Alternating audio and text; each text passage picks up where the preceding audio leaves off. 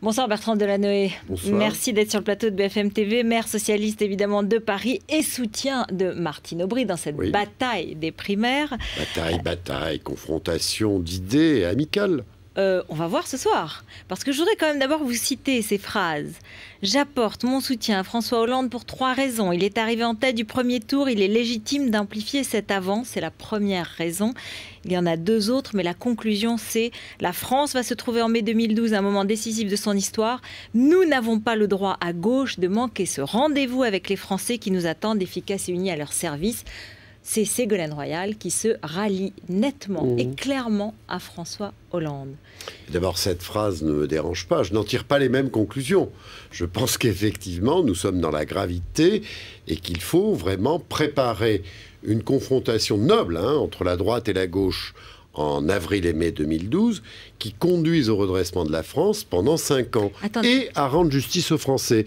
Donc, Ségolène a pris cette position et je la respecte, mais vous avez vu qu'il s'est passé quelque chose dimanche.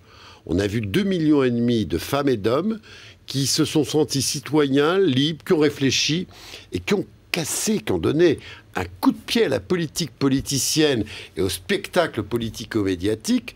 Donc vous verrez que dimanche prochain, je ne connais pas du tout, je ne fais pas de pronostic, mais ce sont des femmes et des hommes libres qui vont réfléchir, qui vont écouter le débat ce soir, et qui vont se faire une opinion et qui vont choisir Martine ou François en fonction de leurs convictions politiques. C'est très intéressant. Alors, ce que vous voulez me dire, c'est qu'en fait, Ségolène Royal peut dire qu'elle soutient François Hollande. Ça n'est pas si important puisque ses électeurs feront leur choix par eux-mêmes. Mais elle dit, il est le premier et en plus, il est le plus rassembleur et c'est l'heure de se rassembler, pas de se diviser. Je ne partage pas le sentiment de Ségolène. Encore une fois, je respecte son point de vue, mais je pense que vraiment... Alors, sortons, Bertrand Delanoë. Parlons du fond. Parlons du fond. La c'est plus un coup dur quand même Martine. Ce soir, à quelques heures du débat, cette décision surprise, aussi nette, aussi claire, c'est un coup dur. En termes d'ambiance, c'est plutôt bon pour François. Mais qu'est-ce que l'ambiance par rapport à la réflexion de 2 ou 3 millions de personnes dimanche prochain qui va, elle, exercer son pouvoir? Vous parliez de rassembleurs. Ségolène Royal est sincère quand elle dit ça. Moi, je considère que vraiment Martine Aubry a démontré, d'abord comme première secrétaire du PS, qu'elle était la plus rassembleuse de tous les socialistes, y compris parce qu'elle les a fait travailler ensemble, élaborer ensemble et décider à l'unanimité ensemble. Je n'ai pas fini. C'est Martine Aubry qui a vraiment démontré ces 3 dernières années, qu'elle sait faire travailler toutes les composantes, de la gauche. Mais là, Madame Elkrief, toutes les composantes de la gauche et des écologistes. Or, moi, je crois que le grand enjeu, c'est ma conviction, c'est que pour gagner la présidentielle, il faut vraiment que toutes les forces progressistes et écologistes soient mobilisées. Et plus important encore, pour redresser la France et prendre un nouveau cap, ça va être dur. Et je pense qu'il faut amener tout le monde à prendre ses responsabilités dans l'exercice du pouvoir. Et ça, Martine a démontré qu'elle savait faire et qu'elle savait amener tout le monde à prendre des responsabilités ensemble. Mais cela dit, tout le monde ne pense pas comme moi, sinon Martine serait déjà élue. Si je décode, vous dites en fait, elle s'est déléguée et elle s'est rassemblée plus à gauche que François Hollande, c'est ce qu'elle a dit. Elle a dit la gauche molle. Vous voulez... Non, mais elle a dit cette fameuse phrase. Je suis responsable de mes propos. Tout ce que je dis de positif sur Martine Aubry, je le pense très sincèrement. Mais je n'ai rien dit depuis des semaines, des mois, qui puisse être dévalorisant pour François Hollande. D'abord parce que c'est un ami et que dans 5 jours, on va être tous ensemble. Donc gagnons un peu de temps. Mais je crois vraiment que l'intérêt de la France, l'intérêt de la gauche, la force qu'il va falloir donner à notre engagement sérieux pour redresser sur le plan économique et budgétaire, mais en même temps pour répondre à la colère sociale. Dimanche dernier, dans le vote de ces 2,5 millions de personnes, il y avait quand même une envie de renverser la table du point de vue d'un système, d'une société qui est profondément injuste et qui crée beaucoup de souffrance sociale. Là aussi, sans dénigrer François, je considère que l'identité sociale et la compétence de Martine fait qu'elle est la mieux en situation pour gérer la France de 2012 à 2017. Je reviens sur ma phrase. La gauche molle. Et je voudrais vous faire écouter parce qu'on a retrouvé qui l'avait prononcé le premier. Écoutez. Voilà, on va l'écouter tout de suite puisqu'on a retrouvé qui avait prononcé cette fameuse expression de la gauche molle. Le problème, c'est face à cette droite-là, il faut, une fois de plus, autre chose qu'une gauche molle, quoi. Vous savez, si on prend tous les mots de François, de Martine et de tout le monde, on va pouvoir faire des habillages.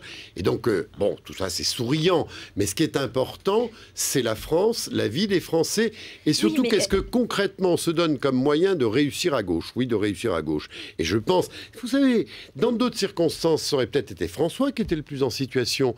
Aujourd'hui, en 2011, pour les années 2012-2017, je considère que les caractéristiques de contenu politique, de projet politique et même de manière de faire de la politique, c'est Martine qui les a. Mais voilà. Donc ce soir, vous dites que le débat va se passer de façon assez apaisée ou au contraire, parce que justement l'ambiance, vous venez de le dire, est plutôt favorable à François Hollande. Les ralliements sont plutôt froids. Mais attendez, l'ambiance sur le terrain... C'était le mot que vous avez l'ambiance utilisé, sur le terrain, j'en sais rien, moi. Non, mais... Donc non, la dynamique, alors, moi c'est simple, j'ai vu ça. Non. Vous savez, nous, on a couvert ça comme un match sportif. Oui, mais c'est pas un match sportif, même si vous l'avez fait honnêtement. Non, mais absolument. Dimanche soir, François Hollande, qui était favori, sort un peu challenger du premier tour, même s'il est en tête. On a une bataille beaucoup plus ouverte. Ce matin, toujours bataille ouverte. Cet après-midi, de nouveau. Et demain, et après-demain. Bon, alors écoutez. Oui, mais justement, alors ce soir. Essayons de sortir du spectacle politico-médiatique. Ce soir, Martine et François sont tous les deux responsables de ce qu'ils vont faire. Moi, je leur souhaite de faire vivre leurs différences, parce qu'il faut prendre vraiment au sérieux, avec beaucoup de respect, les citoyens qui vont voter. Donc qu'ils fassent vivre leurs différences, mais que l'un comme l'autre le fassent dans l'esprit de rassemblement, d'unité, de fraternité même, dont nous avons besoin tous ensemble pour servir la France de 2012 à 2017. Mais pourquoi organiser des primaires? Pourquoi déranger 2,5 millions de personnes si c'est pour dire on est tous pareils, on pense tous pareil? Non. Acceptons les vertus de la démocratie en essayant d'en éviter certains inconvénients. Les électeurs d'Arnaud Montebourg, maintenant, c'est le dernier. C'est lui qui va peut-être annoncer pour qui il se désisterait, enfin pour qui il appelle à voter. Vous avez été peut-être un des premiers à dire, franchement, je ne suis pas d'accord avec tout ce qu'il dit. Hein. Non, alors que Martine Aubry ce matin dit... Il y a 90% de ce que dit Arnaud Montebourg dans mon programme. C'est pas tout à fait pareil. Savez, écoutez, d'abord, moi, avec Arnaud Montebourg, il y a eu des sujets sur lesquels on était assez en harmonie. Par exemple, le non-cumul des mandats. D'ailleurs, je me le suis appliqué, contrairement à Arnaud. Bon, et je soutiens Martine parce que je sais qu'elle va le faire vite et complètement. Il ne s'agit pas d'être ministre ou parlementaire en même temps premier adjoint dans une commune. Vous voyez ce que je veux dire? Ça, c'est ce que dit François Hollande, c'est ça? Non, je dis qu'on a toujours eu des épreuves, il y a toujours des conformismes et des conservatismes qui s'opposent à notre volonté de réforme. Bon, vous savez, ça sera vrai pour les questions de société, hein. Pour le droit à mourir dans la dignité, pour le droit de vote des étrangers aux élections locales, pour le mariage des personnes de même sexe et leur droit à la parentalité. En ayant tous les mêmes intentions, vous allez voir qu'il va y avoir plein de gens qui vont nous dire « mais on va le faire plus tard, on va le faire un peu moins ». Et là, Martine, elle est hyper crédible quand elle a décidé qu'une réforme est juste, elle surmonte ses conservatismes et ses conformismes. Voilà. Donc Arnaud, dans bien des domaines, il a représenté sur les primaires, sur le cumul. Sur les primaires, moi j'ai été pour, très vite. Martine, comme première secrétaire, a fait en sorte que les primaires aient lieu. Je pense que François, et j'aime bien François, c'est un ami, il avait plus que des réserves sur le principe même des primaires. Donc, c'est pas indigne d'évoquer des différences d'appréciation. Nous sommes tous des gens avec des qualités, des défauts. Mais parlons du fond. Et quant à Arnaud Montebourg, moi, il y a des points sur lesquels je ne suis pas en accord avec lui. Et en même temps, je suis sûr que beaucoup de gens se sont servis du bulletin de vote Arnaud Montebourg pour dire il faut un peu renverser la table, l'injustice, la souffrance sociale. C'est Martine Aubry qui peut le faire. Écoutez quand même Delphine Batho, elle était l'invitée de BFM Story il y a un instant, et pour elle, c'est plus une question d'idées politiques, c'est une question de moment politique et de rassemblement nécessaire. Écoutez-la. Ce qui compte, c'est la logique politique. La logique politique, c'est que dimanche, il ne faut pas qu'on ait un résultat ric-rac. Il ne faut pas que l'UMP puisse dire, vous voyez, les socialistes, ils ont désigné leur candidat, mais il est désigné de très peu, et qu'on voit les élus de l'UMP se frotter les mains. Il faut qu'il y ait un score net. Martine Aubry n'est pas en situation de l'emporter. Martine Aubry n'est pas en situation. Non, je ne crois pas. Les électeurs ne l'ont pas placé en tête du premier tour. Et moi, je crois que le soutien que Ségolène Royal apporte aujourd'hui à François Hollande est un tournant dans cette campagne d'entre-deux tours, parce que cela montre que François Hollande est en train de devenir le candidat du Rassemblement.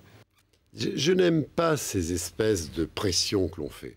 Oui, c'est un débat d'idées, et la question du rassemblement dimanche soir dans 3 jours, autour de celle ou celui qui est désigné, n'est pas en question, et de toute façon nous serons rassemblés. Si ce n'est pas un débat d'idées, pourquoi on convoque les électeurs? Respectons ces 2 ou 3 millions de personnes qui vont venir dimanche, c'est eux qui décident, et ne disons pas comme on l'a fait avant le premier tour. Matraquage de sondage, il faut voter comme si... Non. Tous les deux... Ils font pression, là. Ségolène Royal, par ce ralliement surprise à quelques heures du vote, et François Hollande font pression. Non, je n'aime pas l'argument de Delphine Batho. Là-dessus, je ne suis pas d'accord avec elle. Et donc, je dis, faisons confiance à la démocratie. Et de toute façon, le rassemblement, il est obligatoire. Et honnêtement... Oui, mais enfin, attendez. En 2006... Moi, j'ai donné des preuves du rassemblement. Je n'avais pas voté pour Ségolène Royal en 2006. Je ne sais pas s'il y a beaucoup de gens qui ont fait autant campagne que moi. Mais oui, mais vous n'êtes peut-être pas exemplaire. Elle a beaucoup souffert. Elle a beaucoup souffert de l'absence de rassemblement après autour d'elle. Peut-être que mon propos est plus crédible que d'autres. Et si Ségolène a eu à se plaindre de manque d'enthousiasme du parti, c'est quand même pas moi qui étais le plus responsable, si vous voyez ce que je veux dire. J'ai 2 questions pour finir. Claude Guéant a dit qu'il était choqué parce qu'il trouve que c'est une mystification, parce qu'il y a eu des mineurs ou des étrangers qui ont voté aux primaires dès lors qu'ils étaient adhérents au PS et que ce n'est pas la loi du corps électoral français. Alors franchement, la droite ne cesse de se contredire, de se prendre les pieds dans le tapis sur ces primaires. Ils n'ont rien compris à cet enthousiasme démocratique, à cette liberté des citoyens. Et M. Guéant continue à se contredire. Un coup, c'est très grave. Un coup, c'est bien. Un coup, un autre petit argument politicien. C'est l'arrivée de Martine Aubry au débat, oui, donc en direct à France Télévisions. Voilà, qui est en train d'arriver pour le débat. Jérémy Brossard est sur place, évidemment. On attend de voir si elle va s'exprimer, si elle va dire un petit mot.